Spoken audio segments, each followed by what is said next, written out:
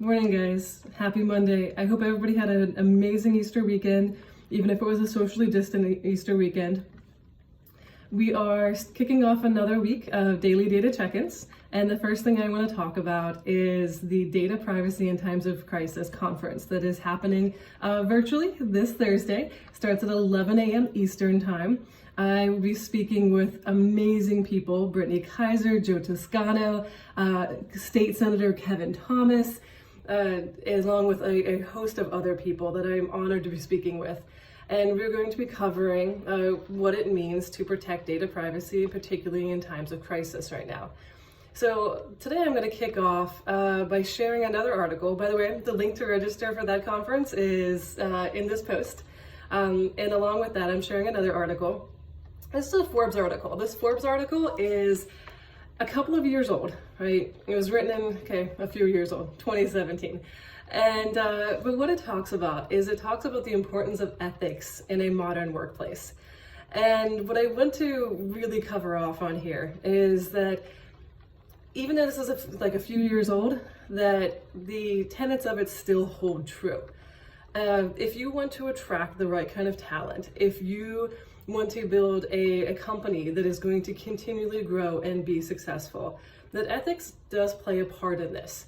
And ethics in terms of, and really what it lays out, and it's ethics that are not just in terms of making sure that you're not manipulating people, there's no fraud, we're not looking for the next Enron here, right?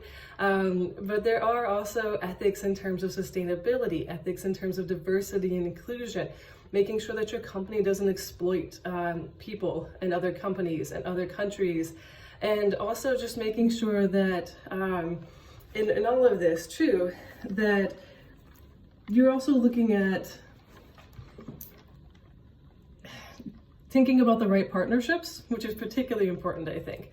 So thinking about the right partnerships, making sure that you're staying ethical in terms of the things that you're doing. Now, this article posted and said 86% of millennials think that working for an ethical company is their top priority. So, or at least one of their top priorities. And I'd like to actually go back and visit a couple of the pillars in this particular article. So I want to talk first very quickly about this idea of sustainability.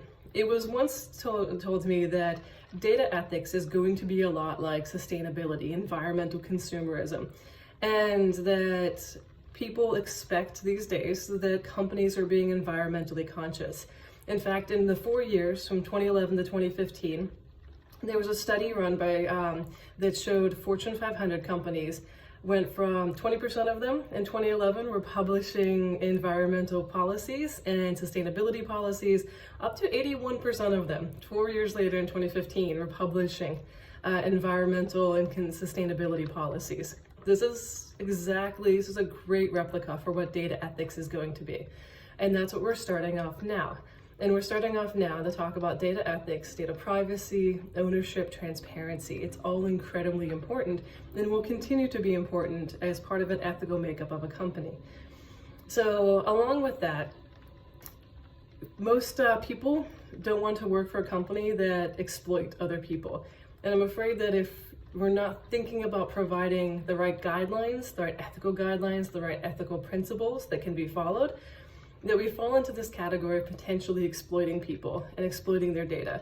And I think that what we'll see, especially like this week and then this Thursday, is that we'll see some really good conversations on both sides of the fence about what it means to have true data privacy in times of crisis and to make sure that we're not exploiting people, that we're not taking advantage of the situation.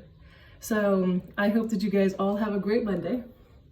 I hope that you read the article, sign up, definitely sign up for this conference. It'll be a good one. We have, like I said, some amazing people speaking, and you'll see me there as well. And I look forward to seeing you tomorrow morning.